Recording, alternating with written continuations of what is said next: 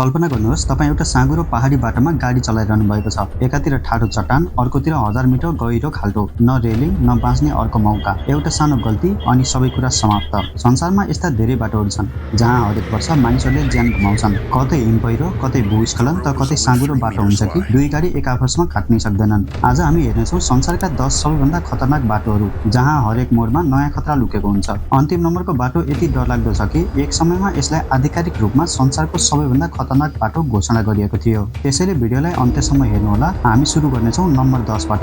यो सूची दुर्घटनाको इतिहास, उचाइ, मौसम, भूस्खलन, हिमपहिरो, बाटोको अवस्था र चालकहरूले भोग्ने वास्तविक जोखिमलाई आधार मानेर तयार गरिएको हो। यी सबै बाटोहरू वास्तविक हुन् र धेरै आज पनि प्रयोग भइरहेका छन्। अब सुरु गरौँ। नम्बर 10 स्किपर्स क्यानन रोड, न्युजिल्यान्ड। न्युजिल्यान्डको क्विन्सटन नजिक रहेको स्किपर्स क्यानन रोड संसारकै सबैभन्दा साँगुरो बाटोहरू मध्ये एक हो। यो बाटो 1800 को दशकमा सुन खानीका कामदारहरूले चट्टान काटेर बनाएका थिए। करिब 17 किलोमिटर लामो यो बाटोमा धेरै ठाउँमा एक मात्र गाडी अट्छ, रेलिङ छैन अनि तल 100 मिटर गहिरो स्टोओभर नदी छ। यदि अगाडिबाट एउटा गाडी आयो भने एकजनाले खाल्डोको छेउमै गाडी अटाएर बाटो दिनुपर्छ।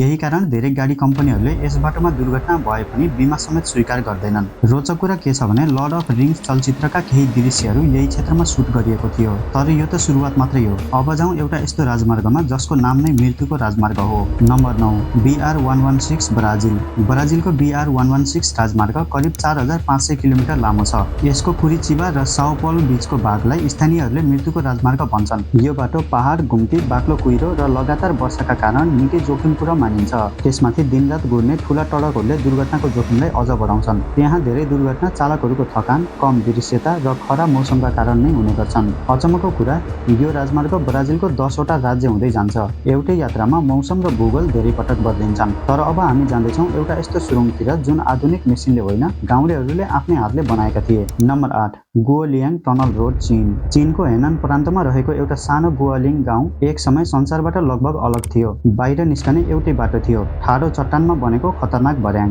त्यसपछि गाउँका 13 जनाले असम्भव काम गर्ने निर्णय गरे। उनीहरूले छिनी हथौडी मात्र प्रयोग गरेर पहाड फोरे र 5 वर्षको मेहनतपछि करिब 1.2 किलोमिटर लामो सुरुङ बनाए। आज पनि सुरुङभित्रका भित्ताहरू असमान देखिन्छन्। बाटो साँगुरो छ र सुरक्षाका आधुनिक मापदण्डहरू लगभग छैनन्। निर्माणका क्रममा केही गाउँलेहरूले ज्यान समेत गुमाएका थिए। तर अहिले यो सुरुङ चीनको चर्चित पर्यटकीय स्थल बनेको छ, जहाँ हजारौं मानिसहरू हरेक वर्ष त्यो अद्भुत साहस आफ्नै आँखाले हेर्न पुग्छन्। तर अब हामी जान्छौँ त्यस्तो बाटोतिर जहाँ चट्टान भन्दा पनि ठूलो खतरा हुन्छ, बरफ र अत्याधिक चिसो। Number 7 James Dalton highway, America. अलास्काको जेम्स डेल्टन हाइवे करिब 666 किलोमिटर लामो सुनसान राजमार्ग हो। यो मुख्यतया तेल क्षेत्रमा सामान पुर्याउनका लागि बनाइएको थियो। यसको धेरै भाग अझै कच्ची छ। जाडोमा तापक्रम -30 डिग्रीसम्म तल झर्छ र कहिलेकाहीँ -60 डिग्रीसम्म पुगेको रेकर्ड छ। हिउँको आँधी, चिप्लो सडक र कम दृश्यताले त्यहाँको यात्रा निकै कठिन बनाउँछ।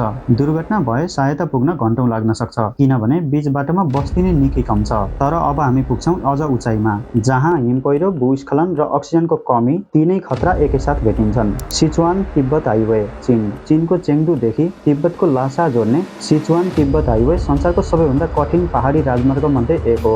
यो बाटोले 4000 मिटर भन्दा अग्ला धेरै हिमाली पास पार गर्छ। यात्राका क्रममा कहिले हिमपहिरो, कहिले भूस्खलन त कहिले अचानक मौसम परिवर्तन हुन सक्छ। उचाइ धेरै भएकाले धेरै यात्रुहरूलाई सास फेर्न पनि गाह्रो बनाइदिन्छ।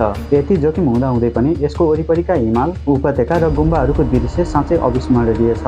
तर सुन्दर दृश्यले खतरा कम गर्दैन। अब सुरु हुन्छ हाम्रो सूचीको टप 5, जहाँ जोखिम अझ धेरै बढ्दै जान्छ।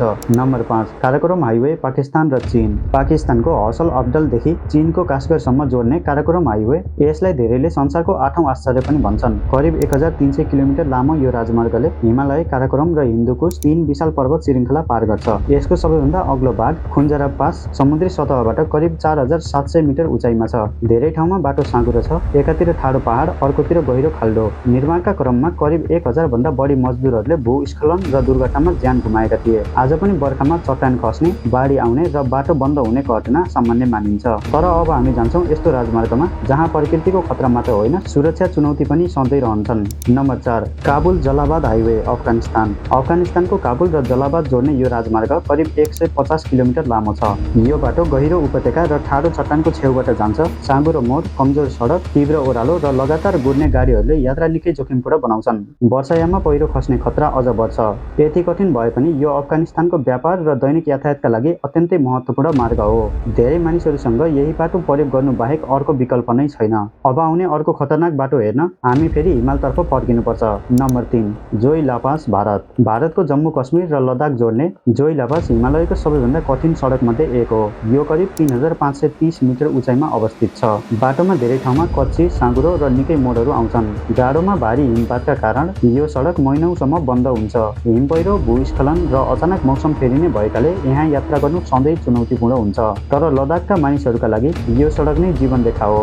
यो जोखिमलाई कम गर्न अहिले त्यहाँ जोई लापास टनल निर्माण भइरहेको छ। तर अब बाँकी छन् संसारका 2 सबैभन्दा डरलाग्दा बाटोहरू। नम्बर 2, फेरी मेडस रोड, पाकिस्तान। पाकिस्तानको गिलगित बाल्टिस्तान क्षेत्रमा रहेको फेरी मेडस रोड संसारको सबैभन्दा डरलाग्दो सडकहरूमध्ये एक मानिन्छ। यो बाटो नागा पर्वत हिमालको काखमा पुग्छ। करिब 16 किलोमिटर लामो यो सडक यति साँघुरो छ कि धेरै ठाउँमा एउटा जीप मात्र अड्छ। एकातिर ठाडो पहाड, अर्कोतिर 100 मिटर गहिरो खाल्टो, तर कतै पनि रेलिङ छैन। यही कारण यहाँ सामान्य पर्यटकले आफ्नै गाडी चलाउन पाउँदैनन्। अनुभवी स्थानीय चालकले मात्र यात्रुहरूलाई यहाँसम्म पुर्याउँछन्। डरलाग्दो यात्रा सकिएपछि भने भेटिन्छ फेरी मेडसको अविश्वसनीय सुन्दरता। तर अब पालो आयो नम्बर 1 को। एक समय यो बाटोलाई आधिकारिक रूपमा संसारको सबैभन्दा खतरनाक बाटो घोषणा गरिएको थियो। Number 1, North Yungas road, Bolivia. बोलिभियाको लापासदेखि कोरोसियो जोड्ने यो नर्थ युन्गास रोड संसारभरि डेथ रोड अर्थात् मृत्युको बाटो भनेर चिनिन्छ। यो करिब 64 किलोमिटर लामो छ। बाटोको धेरै भाग 3 मिटर भन्दा पनि साँघुरो छ। एकातिर ठाडो पहाड, अर्कोतिर 600 मिटर गहिरो खाल्टो छ। अनि रेलिङ भने कतै छैन। पहिले यहाँ हरेक वर्ष 200 देखि 300 जनासम्मले ज्यान गुमाउने अनुमान गरिन्थ्यो। सन् 1983 मा एउटा बस खाल्डोमा खस्दा 100 जना भन्दा बढीको मृत्यु भएको थियो, जुन बोलिभियाको इतिहासकै सबैभन्दा ठूलो सडक दुर्घटनामध्ये एक मानिन्छ। यही कारण इन्टर अमेरिकन डेभलपमेन्ट ब्याङ्कले सन् 1995 मा यसलाई आधिकारिक रूपमा संसारकै सबैभन्दा खतरनाक बाटो घोषणा गरेको थियो। पछि नजिकै नयाँ राजमार्ग बनिसकेपछि अधिकांश सवारी त्यता सरे, तर पुरानो डेथ रोड भने अझै जीवित छ। आज यहाँ गाडीभन्दा धेरै माउन्टेन बाइक चलाउने साहसी पर्यटकहरू आउँछन्। यहाँको एउटा सानो गल्ती जीवनको अन्तिम गल्ती बन्न सक्छ। यी थिए संसारका 10 सबैभन्दा खतरनाक बाटोहरू। यीमध्ये तपाईँलाई सबैभन्दा डरलाग्दो कुन लाग्यो? कमेन्टमा नम्बर लेखेर आफ्नो विचार अवश्य भन्नुहोला। यदि भिडियो मन परेको छ भने लाइक गर्नुहोला र यस्तै अरू रोचक भिडियोको लागि हाम्रो च्यानललाई सब्स्क्राइब गर्न नबिर्सनुहोला। म फेरि अर्को रोचक भिडियो लिएर छिटै भेट्नेछु। धन्यवाद।